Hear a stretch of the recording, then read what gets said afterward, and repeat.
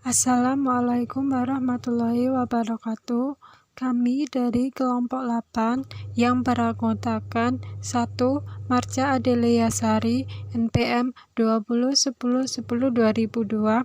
Yang kedua, Jidni Kamalia Noviana, NPM 201010-2003. Dan yang ketiga, Lia Dwi Hartanti, NPM 201010-2008, akan mempresentasikan bab konsep dan bentuk budget utang. Pengertian budget utang. Budget utang adalah budget yang merencanakan secara sistematis dan terperinci tentang jumlah utang beserta perubahannya dari waktu ke waktu selama periode tertentu yang akan datang. Kegunaan budget utang. Secara umum, budget utang mempunyai 3 kegunaan pokok. Yang pertama, sebagai pedoman kerja. Yang kedua, sebagai alat manajemen untuk menciptakan koordinasi kerja.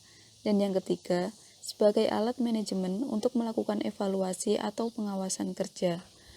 Secara khusus, budget utang berguna sebagai dasar untuk menyusun budget kas karena pelunasan utang tersebut merupakan pembayaran atau pengeluaran yang mengurangi kas. Data dan informasi untuk menyusun budget utang. Yang pertama, rencana pembelian bahan mentah dan bahan pembantu yang tertuang dalam budget pembelian bahan mentah, khususnya rencana tentang jenis atau kualitas, jumlah atau kuantitas, serta harga bahan yang akan dibeli dari waktu ke waktu selama periode tertentu yang akan datang. Yang kedua, keadaan persaingan para pemasok atau supplier bahan di pasar. Persaingan yang lebih ketat akan memaksa para pemasok untuk lebih banyak melakukan transaksi secara kredit, sehingga akan memberi peluang perusahaan untuk melakukan pembelian secara kredit. Hal tersebut dapat memperbesar jumlah utang. Yang ketiga, posisi perusahaan terhadap pihak pemasok atau supplier bahan.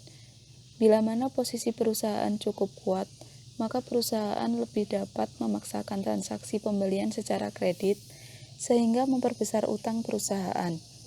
Yang keempat, syarat pembayaran yang ditawarkan oleh pihak penjual atau supplier bahan kepada perusahaan. Dan yang terakhir, tersedianya modal kerja perusahaan. Bila mana tersedia cukup modal kerja di perusahaan, maka akan memberi peluang untuk melakukan pembelian-pembelian secara tunai sehingga akan memperkecil jumlah utang, begitu juga sebaliknya. Bentuk budget utang. Sebagaimana halnya dengan budget-budget yang lain, bagi budget utang juga tidak ada sesuatu bentuk standar yang harus dipergunakan oleh perusahaan. Ini berarti bahwa tiap-tiap perusahaan mempunyai kebebasan untuk menentukan bentuk serta formatnya, disesuaikan dengan keadaan perusahaan masing-masing.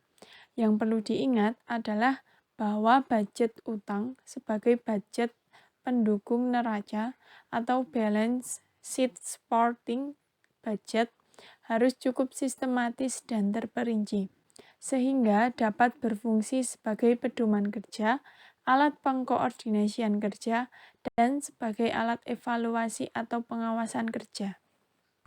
Sebagai ilustrasi, berikut ini diberikan sebuah contoh budget utang sehingga dapat memberikan gambaran yang lebih jelas. Berdasarkan syarat pembayaran, term of payment, yang ditawarkan oleh pemasok atau supplier, bahan mentah untuk tahun 2008 yang akan datang, yaitu sebesar 5/10 N/30 perseroan terbatas Karisma. Menetapkan kebijakan pembayaran dalam pembelian bahan mentahnya sebagai berikut.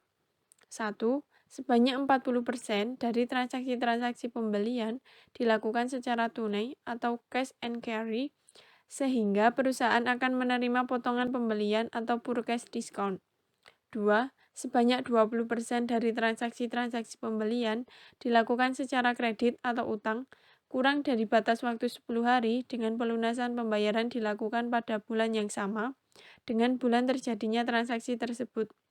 Dengan demikian, perusahaan akan menerima potongan pembelian atau pure cash discount. 3. Sebanyak 30% dari transaksi-transaksi pembelian dilakukan secara kredit atau utang. lebih dari batas waktu 10 hari, dengan pelunasan pembayaran dilakukan pada bulan yang sama dengan bulan terjadinya transaksi tersebut. Dengan demikian, perusahaan tidak akan menerima potongan pembelian atau purchase discount. 4.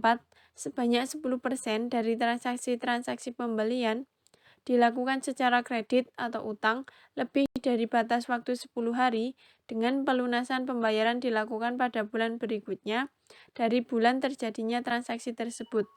Dengan demikian, perusahaan tidak akan diberikan potongan pembelian atau purchase discount.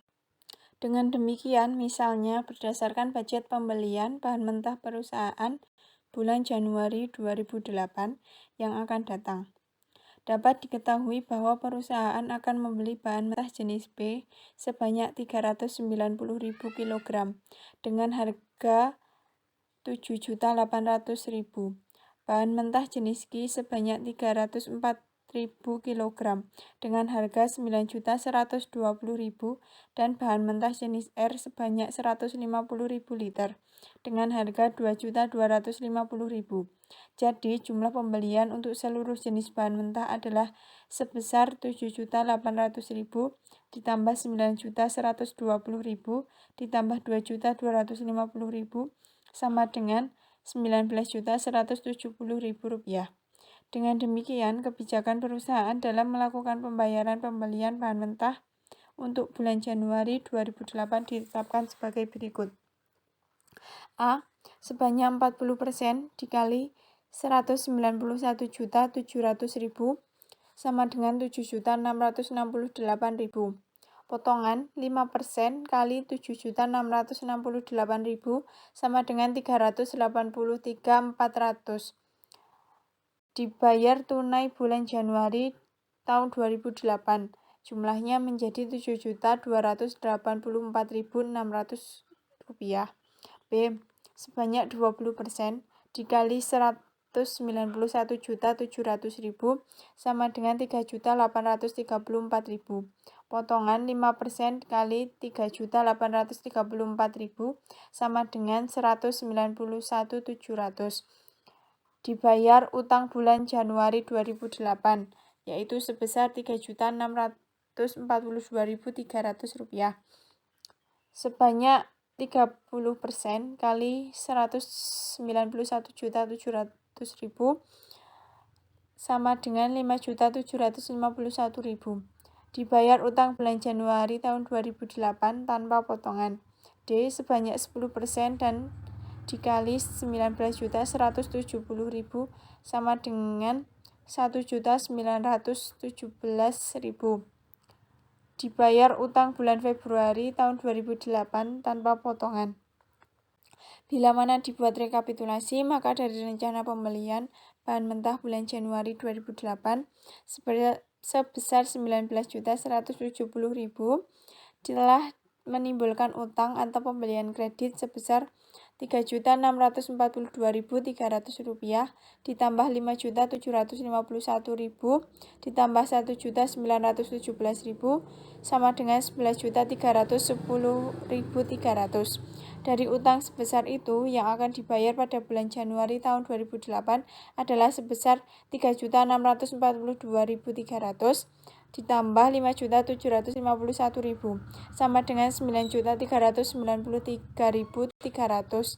Sedangkan sisanya yang Rp1.917.000 baru akan dibayar pada bulan Februari tahun 2008.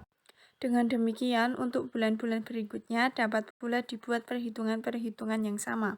Dari hasil perhitungan-perhitungan tersebut, perusahaan dapat menyusun suatu schedule pembayaran pelunasan utang atau payable schedule yang merencanakan secara sistematis dan lebih terperinci tentang jumlah utang yang timbul dari transaksi-transaksi pembelian kredit dari waktu ke waktu atau bulan ke bulan selama periode yang akan datang, beserta tahap-tahap pembayaran pelunasannya kepada pihak kreditur atau penjual.